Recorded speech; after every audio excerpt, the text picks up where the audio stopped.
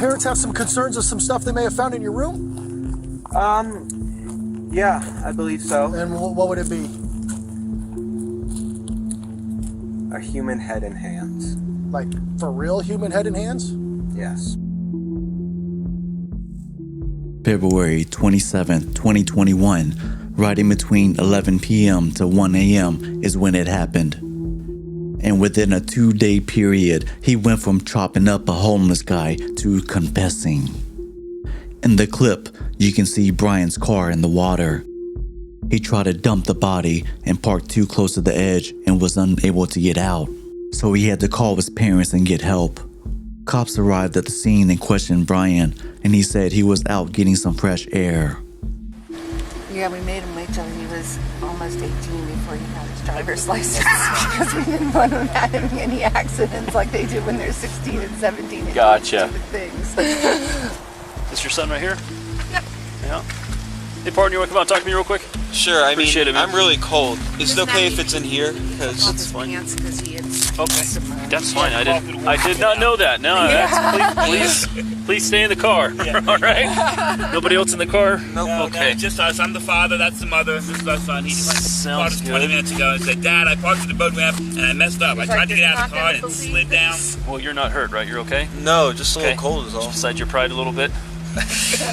And probably $7,000. Okay. All right, man. Do you have your ID with you, driver's license, by any chance? I do. Thankfully, What were you doing down here, bud? well, I felt like I needed to get out, and I figured, why not park here and just relax a little bit. relax and think. Okay. And I parked on the boat ramp, and I thought it would be easy to get out. Uh-huh. But when I tried to, Where did you park exactly? Were you down the hill a little Oh, bit? yeah, just a little bit. Okay. And then When he got back in, go ahead. when I got back in, I tried to put it in drive, and it didn't go up. So then I tried putting it in low gear, shimmying it a bit. That didn't work. Were you facing down? No, at I this was point, or were facing. you I was this facing way? up. Okay. You back down? Yeah. Really good idea. Does that seem like the easiest one? Because of the propulsion of the rear tires, I figured they would be able to push. Okay. But yeah, then. Okay. Yeah, then it slid into the river. I was able to get out. Because I was like, it's not a crash. He just Dude, it's like parked 8 feet it out in the water. He parked it and basically couldn't get it up.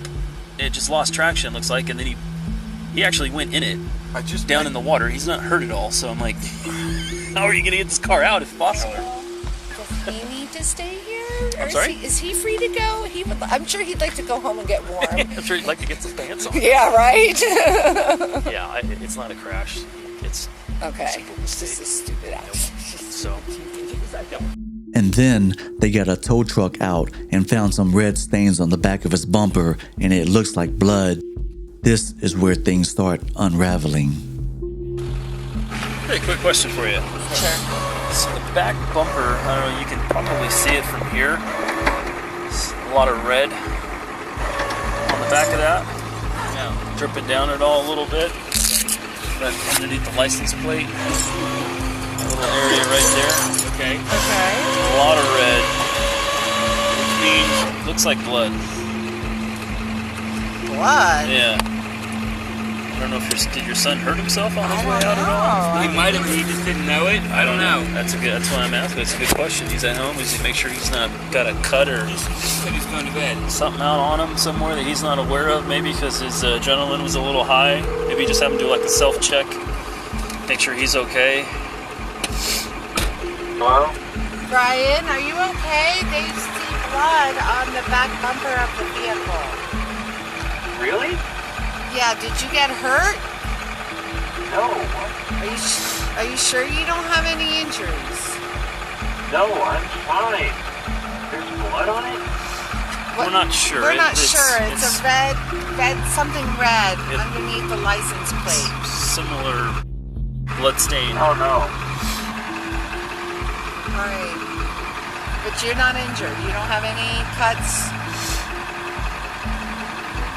No, I don't know what would cause blood or whatever it is on the bumper. But you're not injured.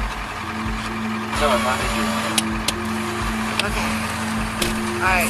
I'll call you back. Ooh, it's cold. Is it good?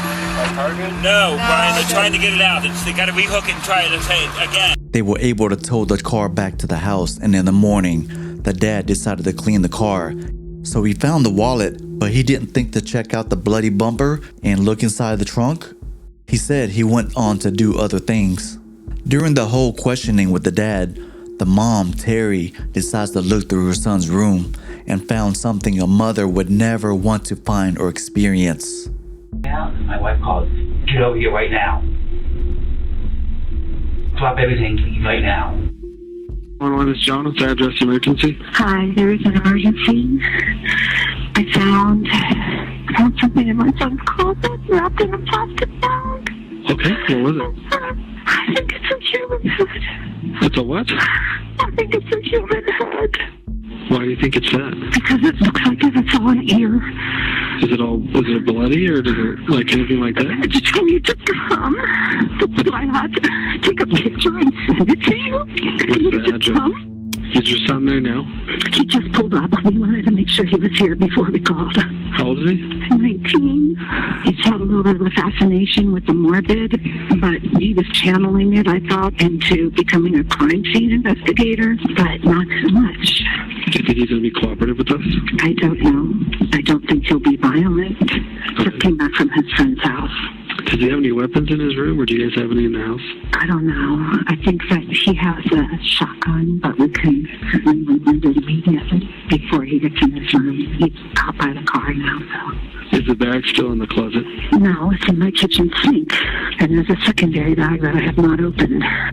Cops show up to the family's house, and most of the family is outside, and they start asking Brian Jr. questions. And he immediately disclosed everything they needed to know about the situation. Okay, so parents have some concerns of some stuff they may have found in your room? Yeah, I believe so. And what would it be? A human head and hands. Like, for real human head and hands? Yes. From? That fellow who went missing recently. Which fellow was that? Warren Brown. Warren Brown? When did he go missing? The night of the 27th. The night of the 27th? Okay, and how did you end up with him? I murdered him. With what? A knife. Why would you have done that? I've always wondered what murder felt like. Okay, where did you do that at? Underneath the bridge. Which bridge? The one past Okay. near the weird intersection. Okay. Do you have anything on you that's gonna cut, poke, hurt, stick me anything without reaching for nothing? Don't reach for nothing. My phone and my wallet, that's okay. it. What do you mean that was... No, Brian, how No, did you come across this How'd you guy? come across the gentleman? I was driving Uh-huh. and I saw a strange shape near the railway. Uh-huh. So I parked my car and investigated it, Okay. and I found it to be a man sleeping. Okay. Where's the knife at? It is in my sunken car. Well, it's in my car. I have that. Previously I sunk. this is going to be an investigation. I'll take it from there. So, did that happen when you crashed your car? Or is that totally different? That's related, but a different event. Okay. How's it related? Well, when I killed him, I tried disposing of his body by putting it in the river, but Okay, I parked so- too low in the river. And Where's my the car- rest of his body at? Huh? Where's the rest of the body at? What parts? The body, Brian. Where's his body? Down the river. Okay. I'm gonna have you walk over here. You're gonna sit in the back of my partner's patrol car for a minute, okay? Not yet. Okay. Just sit back there and hang out for me, okay? Brian Sr. took an officer into the house to show the human head. I had a bad feeling about what happened this weekend. Okay. She said there's a bag in this closet, and she opened it up, and she called me and said, "Get over here right now." I covered it with a towel. Okay. I didn't want him to see it because we didn't want him to run. I don't want to look at it.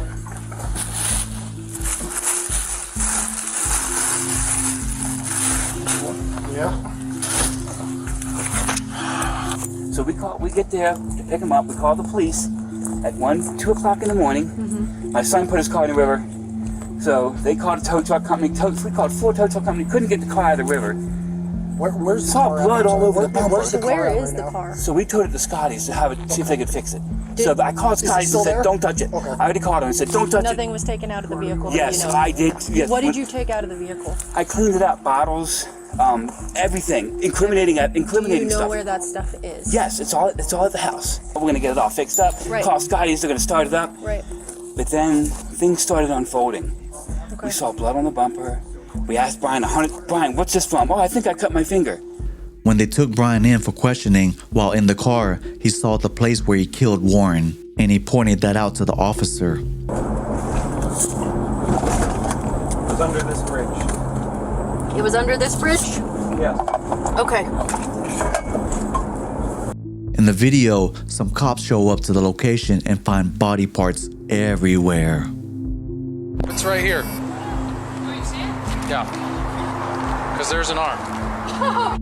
Hey.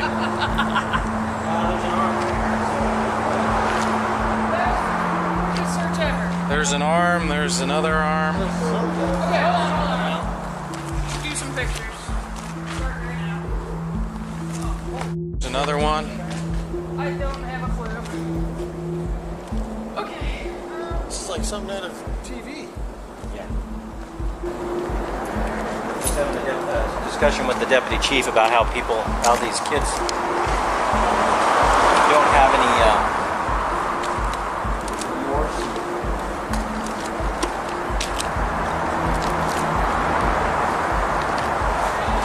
Right, here's a leg.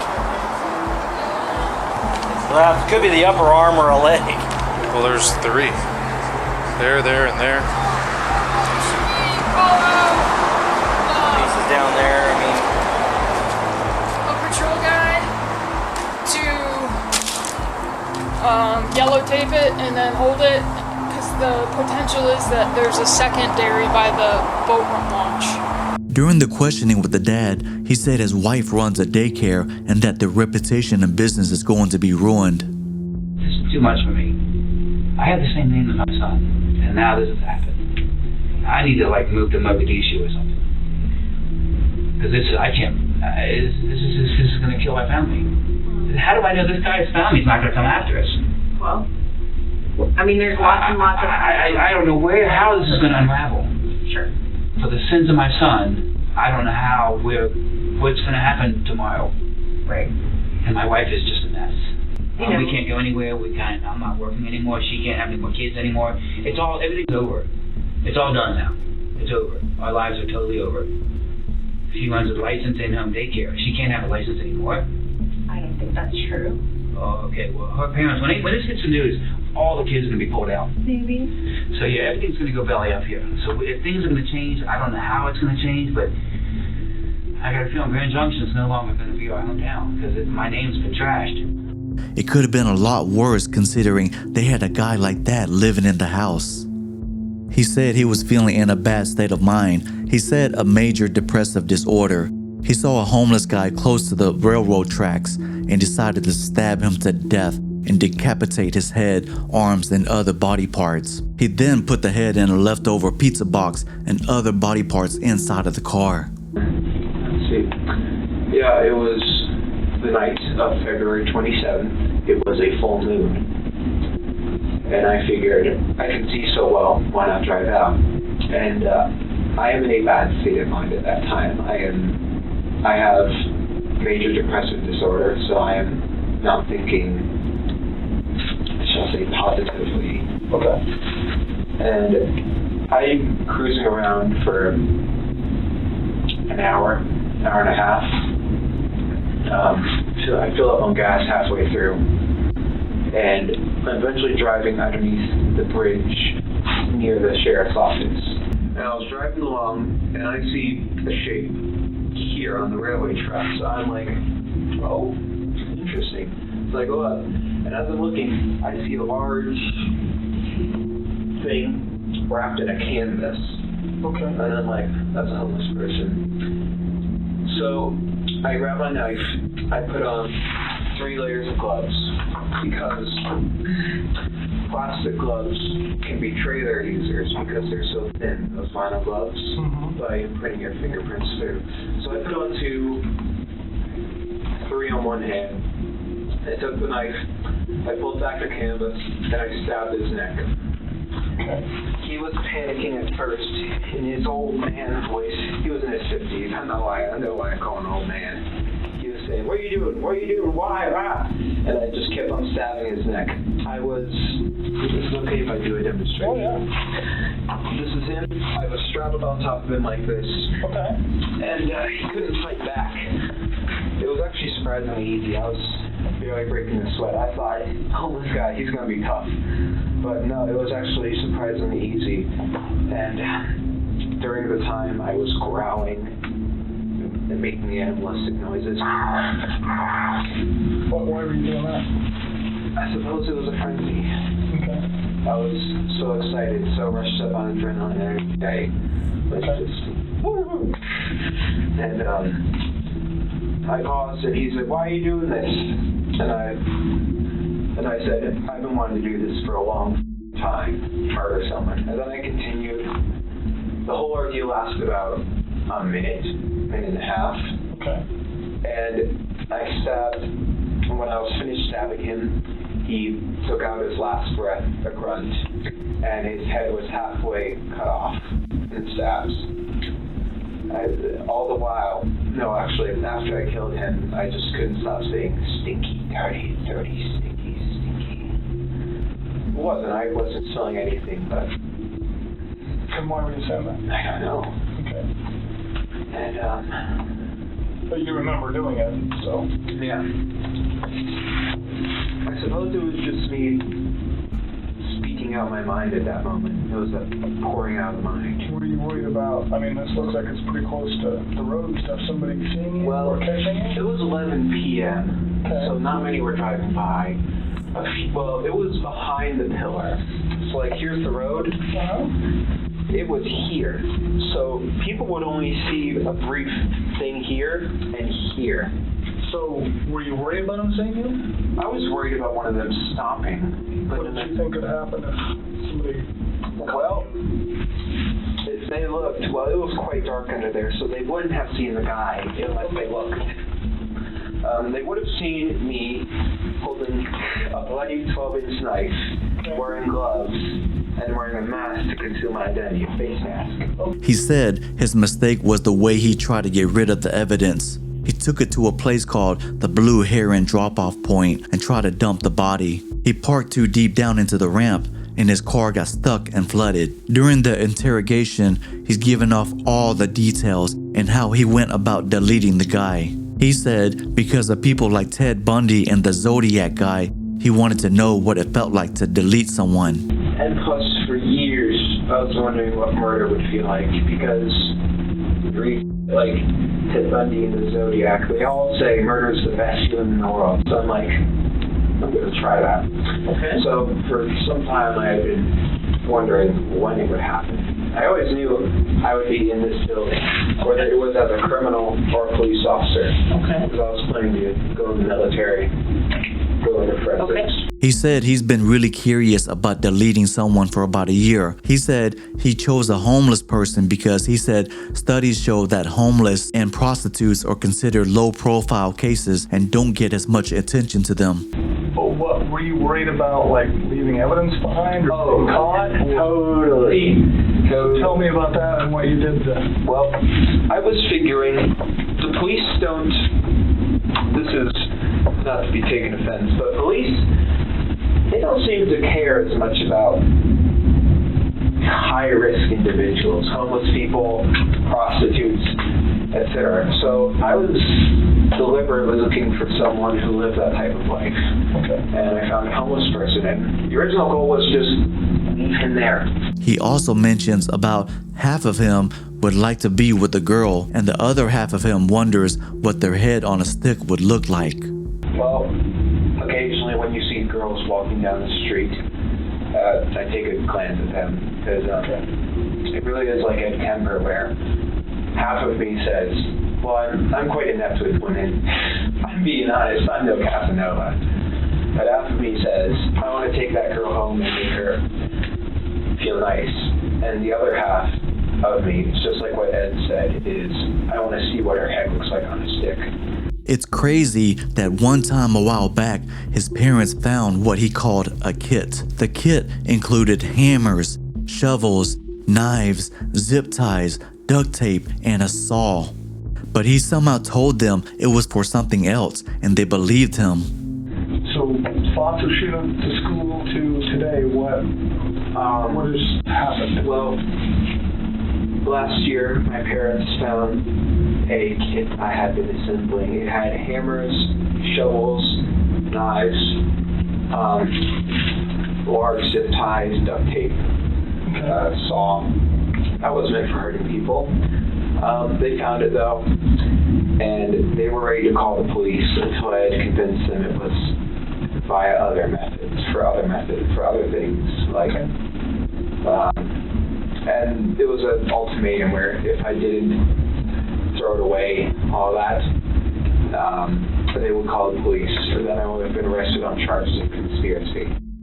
He said if he never got caught, he wouldn't have done it again. But in his cell phone, they found a note saying only one word: first. And this is why he's a rookie serial killer. Who knows who else he would have deleted if he was not caught so quickly. He seems to think he's getting 15 to 20 years in prison. Out of all the crime investigations I ever watched, this was the quickest and easiest one to solve because how he gave all the answers needed during questioning. He ended up getting life in prison and an extra 13 years with no chance of parole. So what do you think about this case? Do you think he was on his way to becoming a serial killer? How did you get here? I murdered someone. Okay. But how did you get to my office? Well, the police drove me here from my mom's house. Okay. You said you murdered someone. I did. Did you know the person? No. No? No. I was driving one night. I was in a, shall we say, bad state of mind. Okay. I saw a strange shape by the railway tracks, so I investigated, and it revealed me a homeless person sleeping. Well, I presumed homeless, because he was there. Okay. So, I stabbed him to death. Okay. Then decapitated his head and hands and arms. Okay. I then took the head and put it in my car trunk along with the hands in bags, plastic Ziploc bags. I took it back to my house, cleaned off the knife, tried to hide the head and hands, removed the trash in my car that was stained in blood. And then I tried sleeping. However, I was quite stupid, shall we say, because I decided that's too much evidence. The body needs to be dumped in the river. So I took the body in the trunk, drove it to the Blue Heron drop-off point, and unsuccessfully dumped the body as I parked too low down the ramp. The ramp is mud and dirt, so unless you have four-wheel drive, you're not getting out. And I was able to get out, and my car flooded. Let's see, I killed him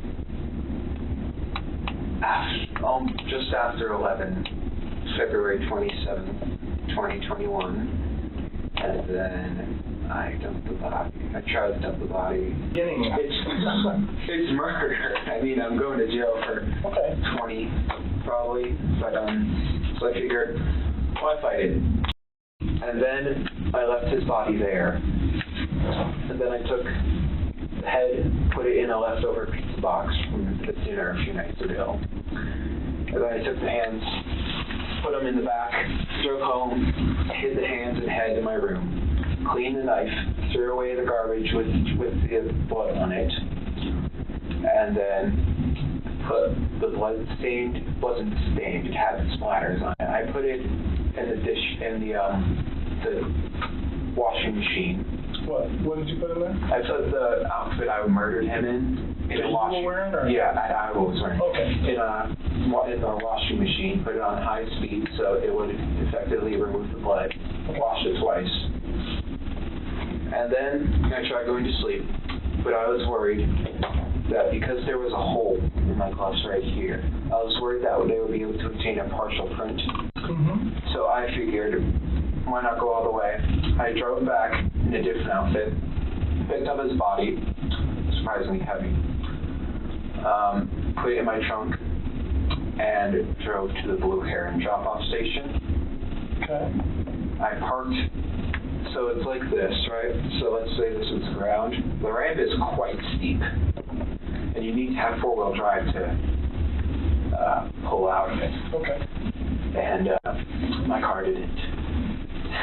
I thought, so I pulled in, I thought that I could drive out. Because I put it in reverse, A, so that it's easier to pull the body out. And B, because the back tires would provide propulsion to push up. Right.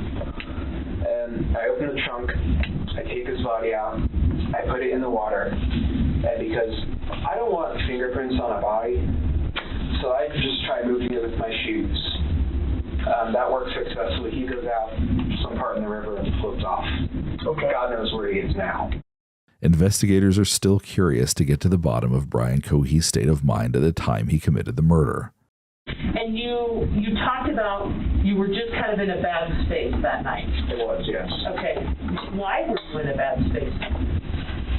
I didn't take my medicine, but I was worried about the fibers on the outfit I was wearing that would be on his clothes and stuff. So I deliberately messed up the clothes. Okay. Not cutting them up, just throwing them around.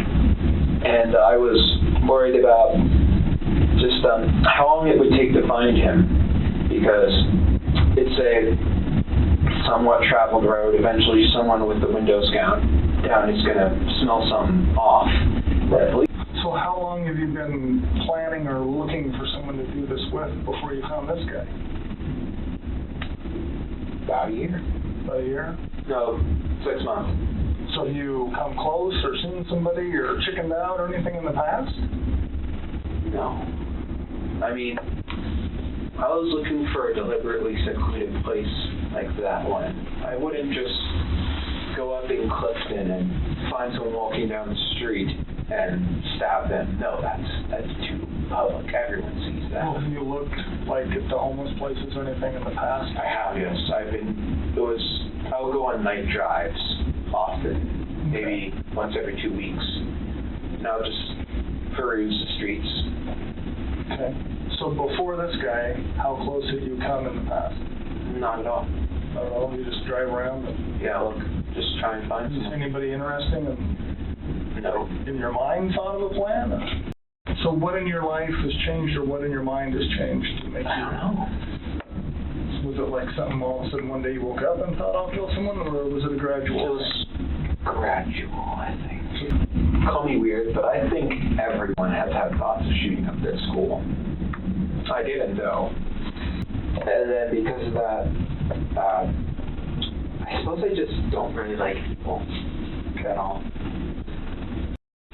If you had not been caught by your folks, what do you think you would have done next? With the kid? I don't know. No. Let's talk about like today. If you would have been able to get rid of the head, and your folks did not find it. Well, it depends. Okay. Would you guys have been able to solve it if the body was found in the river, the head and hands were missing, and there were no fingerprints or DNA? Well, we'd like to think so, but who knows? Right. Who knows? We'd love to think so, but So let's say we didn't solve it. What happens next? Then what would you have thought of to do next? Well, I thought I would have been very careful, because I would have been worried at any moment this could become a cold case, and then it could be solved later on down the line. So I probably would have done it again, because that was just to see what it felt like. And if I had gotten away with it, I would have just kept the secret to the grave.